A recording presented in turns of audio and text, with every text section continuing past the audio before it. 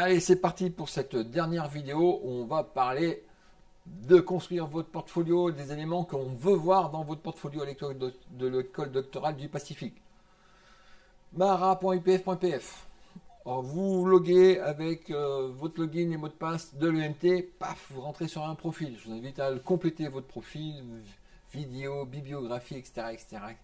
Dans cet outil, vous pouvez créer des objets, des pages d'exposition, des pages des forums de conversation. Vous pouvez partager vos documents, vos PDF, vos Word, enfin tout ce que vous voulez. Et vous pouvez construire entre vous, soit les gens de l'UPF, soit les gens de votre labo, soit vous-même inviter des extérieurs.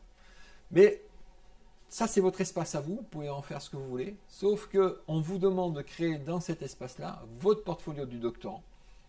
Et donc, on a un certain nombre d'éléments à faire apparaître dans cet espace. Donc, si ça vous intéresse, vous pouvez le récupérer sur mon profil. Hein, il est là accessible. Donc, il suffit de rentrer dans mon profil et de le récupérer. Ou si vous voulez mettre ailleurs, faire des copier-coller. Donc, les éléments qu'on veut voir apparaître, des choses autour de votre identification, qui vous êtes. Ça, c'est les éléments indispensables que vous devrez remettre au jury de votre thèse. Je le répète. Ça, c'est les éléments obligatoires définis par l'EDP, les éléments qu'il faut remettre à votre jury de thèse au moment de la soutenance.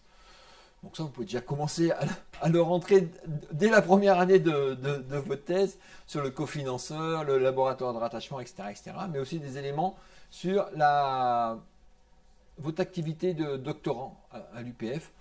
Alors, des activités scientifiques que vous avez conduites pendant le doctorat autour de la présence à des colloques, des journées scientifiques, alors que ce soit en ligne, que ce soit ici, sur le campus, des doctoriales, etc., etc.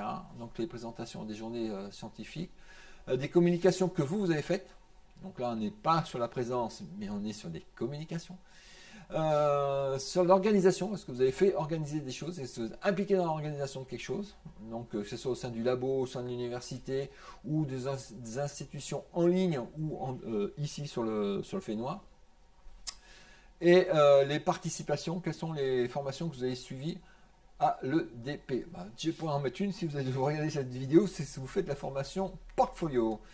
Sur les publications scientifiques, si vous avez, bien sûr, sur les publications scientifiques que vous avez faites pendant votre doctorat, les formations, les références des publications scientifiques que vous avez faites. Et si vous avez eu d'autres activités pendant votre doctorat, c'est aussi important parce que vous avez développé les fameuses compétences qu'on a vues précédemment. Donc sur les activités que vous avez faites pendant votre doctorat qui peuvent intéresser votre vie de doctorant et donc intéresser votre jury. Voilà, ça c'est les éléments qu'on souhaite voir apparaître dans votre portfolio. Mais, comme on l'a vu précédemment, vous pouvez mettre tout un tas d'autres choses en dehors de cette zone obligatoire du doctorant pour montrer votre savoir-faire, pour montrer votre veille, pour montrer vos compétences, etc., etc. Voilà, cette vidéo conclut cette formation autour de cette présentation, plus qu'une formation, parce que maintenant il va falloir bosser, il va falloir mettre en place. Donc ça conclut la présentation. Ce que je vous demande, c'est de vous construire cet environnement-là, c'est commencer à compléter ça, de récupérer la fiche obligatoire du doctorant, de la mettre dans votre Mahara, dans votre espace Mahara. Et si vous avez des problèmes, des soucis, ça coince, des choses comme ça, vous me contactez. Vous avez tout un ensemble de contacts pour prendre contact avec moi pour que je puisse vous suivre, vous aider sur ces 3 années de votre doctorat. Et voire même après. Parce que l'idée aussi, c'est tout ce travail-là vous suivre, peut-être pas toute votre vie, mais pendant au moins le démarrage de votre carrière. Allez, à bientôt donc, par mail, par chat, par Zoom, par visio, comme vous voulez.